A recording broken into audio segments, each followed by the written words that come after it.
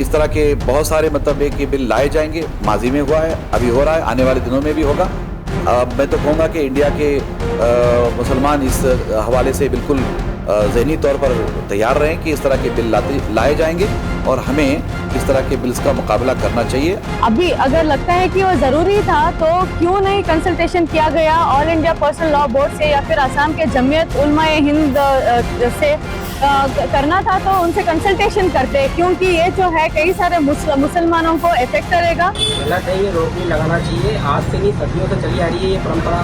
जैसे कैसे आप रोक लगा रहे हो, गलत है। तो गलत है, क्योंकि पहले की जो सरकारें चली हुई आ रही है, जब से ये परंपरा चली हुई आ रही है और जब से दुनिया है, जब से ये परंपरा चली हुई आ रही है, तो अभी जो सरकार ने जो फैसला करा है ये बिल्कुल गलत है।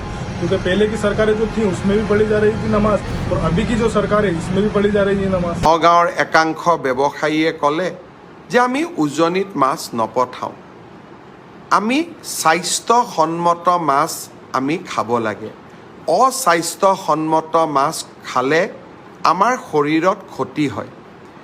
যথেষ্ট ইউৰিয়া ব্যৱহাৰ কৰি যি মাছ পুখুৰীত উৎপাদন কৰা হয় তাৰ ফলত আমাৰ সমাজত লাহে লাহে কিডনী যিটো ৰোগ, সেই ৰোগ অভূতপূৰ্বভাৱে বৃদ্ধি হৈছে।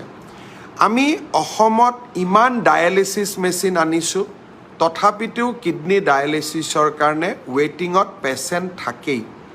ইয়াৰ কাৰণ হ'ল, এটা কাৰণ হ'ল ইউৰিয়াৰে সমৃদ্ধ কৰা মাছৰ ভক্ষণ।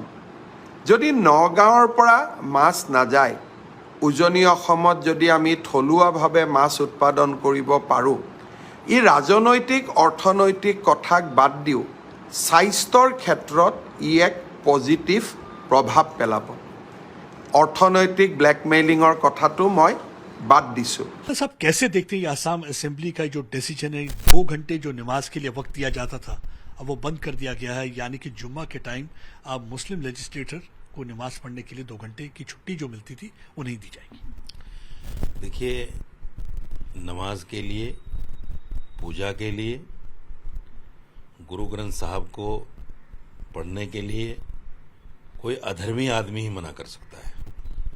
जो धार्मिक आदमी है वो इबादत के लिए, पूजा के लिए मना नहीं कर सकता। मैं समझता हूँ इनका ये काम खालिस और खालिस मुस्लिम दुश्मनी पर मबनी है। ये खुले मुस्लिम दुश्मन हैं, मुसलमानों को हमेशा टारगेट करते हैं, इसलिए इन्होंने ये फैसला लेने की बात की है। क्यों आपको लगता है ऐसा कि ये मुस्लिम्स के अगेंस्ट फैसला लेने की कोशिश की गई है? क्योंकि मुस्लिम लेजिस्लेटर्स ने भी ये फैसला लिया होगा तभी उन्होंने डिसाइड किया है। नहीं, देखिए, मुस्लिम लेजिस्लेटर से बात ही नहीं की उन्होंने बात ही नहीं की। ये दोनों बॉस और चेला, ये किसी से बात करने के आदी ही नहीं है। ये किसी से पूछकर काम ही नहीं करते, ये तो ठाएं करते हैं। ये कहते हैं कि ये काम होना चाहिए, बस जो हमारी ज़बान से निकल गया। मोदी जी और ये हेमंत बिस्व शर्मा, ये जितने भी काम इनके हैं, आप 10 साल की पूरी हिस्ट्री उठाइए, एक भी काम इन्होंने अगर हिंदुओं के लिए किया हो, सारे मुसलमान मुखालिफ काम करते हैं।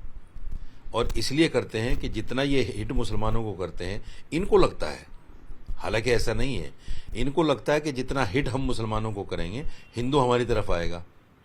लेकिन मेरे हिंदू भाइयों ने पार्लियामेंट के इलेक्शन में इनको इतना अच्छा सबक दिया, ये फिर भी मानने को तैयार नहीं।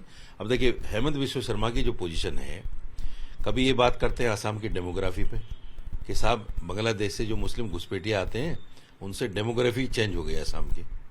कभी ये बात करते हैं मुसलमानों को डिटेंशन सेंटर में भेजने की, कभी बात करते हैं कि मुसलमानों की पॉपुलेशन बढ़ गई, कभी बात करते हैं कि मुसलमानों के ये जो मदरसे हैं, इन मदरसों में आतंकवाद का पाठ पढ़ाया जाता है।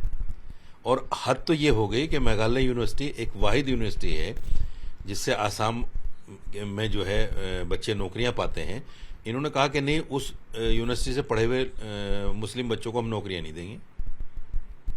ये खालिस और खालिस मुस्लिम दुश्मन है आदमी। मुसलमानों से इसको इतनी नफरत है, पता नहीं आसाम में कैसे टिका हुआ है। मैं तो मुसलमानों से ये कहना चाहता हूं कि मुसलमानों जाग जाओ, अब बगले की तरह आंख मूंद कर बैठने का वक्त नहीं है, अब उठ जाओ इसके खिलाफ। मुसलमान जिस दिन जाग जाएगा, हेमंत बिस्व शर्मा आसाम में मिलेगा नहीं, ये सच्चाई है। लेकिन मुसलमान अभी वेट एंड वॉच देख रहा है क्या हो रहा है, और उससे नुकसान मुसलमानों को बढ़ता जा रहा है। अब देखिए, केंद्र की बात कीजिए आप, कई सौ लोगों की मॉब लिंचिंग होगी, कई सौ मुसलमानों की, किसी को चोरी के नाम पे, किसी को गोश्त के नाम पे। हद ये होगी, गाजियाबाद में पुलिस ने छापा मार दिया एक घर में, ये सोचकर कि यहां बीफ है, और पता चला कि वहां कुछ नहीं मिला। तो ये जो सारी चीजें हैं, ये मुसलमान दुश्मनी की हैं। कुछ लोगों का जैसे कहना, आर्ग्यूमेंट देने की कोशिश ये की जाती है जैसे कि एक रिप्रेजेंटेटिव का काम है लोगों का काम करना, तो वो भी एक इबादत है जब आप लोगों का काम करते हैं। यानी कि अगर 2 घंटे आप लोगों के काम के लिए असेंबली में चुन के आपको नुमाइंदा भेजा गया है, तो अगर आप वो काम करें तो बेहतर रहेगा, तो वो भी तो इबादत ही है। और जब असेंबली में जूते और चप्पल चलते हैं और फिर 4-4 घंटे के लिए, 10-10 घंटे के लिए स्थगित कर दी जाती है, उसका क्या होगा? या आपस में जो जूता चप्पल बजाते हैं, एक दूसरे को गालियां देते हैं, लॉन में जाके खड़े हो जाते हैं और कामकाज नहीं करने देते। दूसरे ये है कि हफ्ते में 2 दिन आप छुट्टी क्यों लेते हो? जब आपको काम की इतनी फिक्र है तो सैटरडे काम कीजिए ना, संडे काम कीजिए ना। आप 2 घंटे जो नमाज के लिए टाइम देते हैं, वो 2 घंटे सबके लिए रखिए बस, उसके अलावा 24 घंटे काम कीजिए, कौन मना करता है? लेकिन नमाज के लिए मना करना है।